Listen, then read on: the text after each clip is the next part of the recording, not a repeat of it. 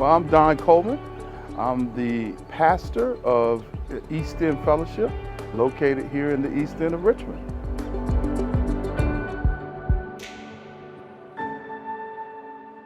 What came to me was actually way back when I was in middle school. There was an incident that happened. They had integrated the schools, and so they bussed in kids from the South Side, blacks and actually whites from the South Side into the East End.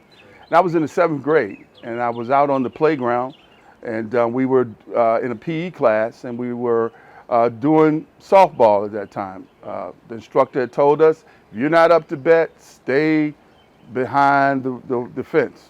But I didn't. I walked out there just playing around, and a white guy named Donald also swung the bat, and wow, burst my head open, blood everywhere. I ended up having to go to the hospital, get stitches. I came back to school the next day, and all my black friends were coming up to me saying, hey man, we gonna take care of that dude, man, for hitting you with that bat. We gonna take care of him. And I was like, well, wait a minute. Actually, he's my friend. Check. And so my black, what? The white guy is your friend? And when I look back over my life, that was the beginning of me, wanting to be a change agent, really wanting to, especially around racial equity, seeing that, we got to figure out how we all going to be able to work together. And again, that's been my story over these several years here. And again, one of the primary things I've done is with my local church. When we started the church, it was black and white people together in Churchill, which was fairly confounding because gentrification was happening. But people were coming here that were different, and I recognized that as a lifelong resident of the East End, again, it's happening, but we got to try to do that with equity. So that's how I got involved with this type of work of just seeing people working together and seeing people of color absolutely empowered.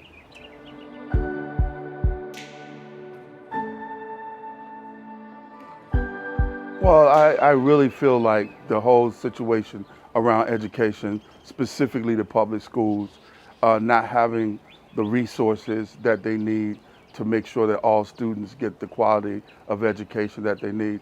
Spent a couple of years, several years on the school board trying to fight for that because I just think it's critical. Education is just critical to a young person having an opportunity to find success. So that's my first one.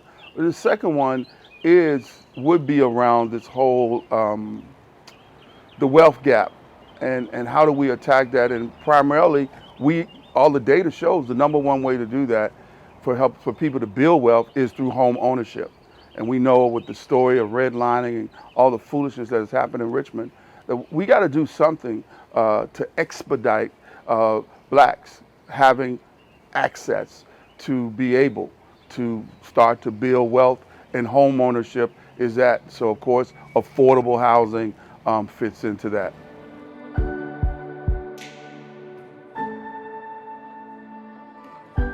Well, for me, for the city of Richmond to be equitable, one of the picture, when we talk about pictures, I would talk about, again, multi-ethnic, diverse neighborhoods where people from all ethnicities are living together in harmony.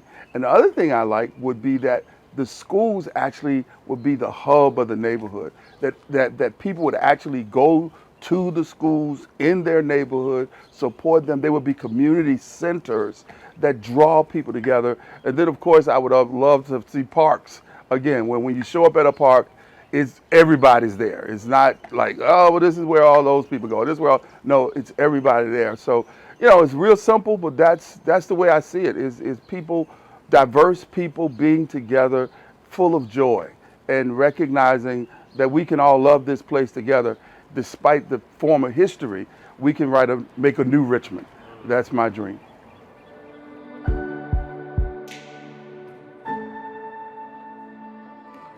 Here's my first thing. In order for us to see that vision of a multi-ethnic neighborhoods and all that come to pass, those of us who live in segregated neighborhoods, whether they be all white or all black, have got to be intentional about having and building relationships cross-culturally, with people who don't look like, with people who don't come from the same economic status that I come from. I think there has to be a greater level of intentionality.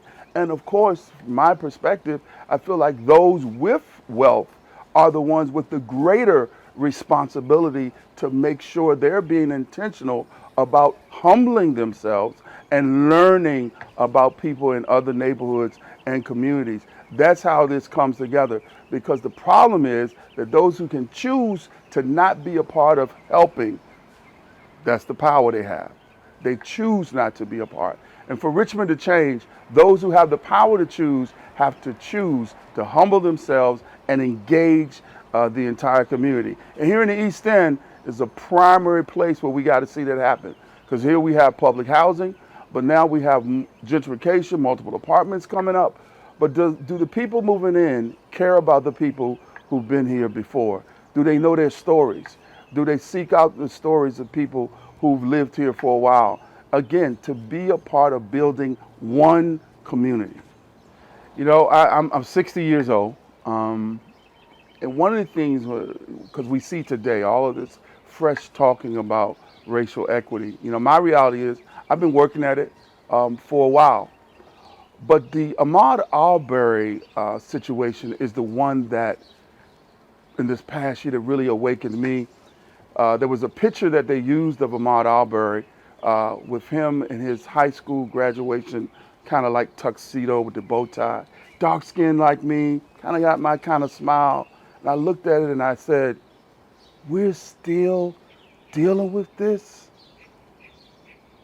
When I graduated high school in 1979, and we're still dealing with this. And so what I did, I also joined the fray and embarked on, I've had over 50 conversations here on my porch, predominantly with white males, to talk about why does this continue, and to really challenge them. And of course I'm a Christian, so a lot of it was around our faith also, but to really challenge them that the reason this is arising is because young people are done.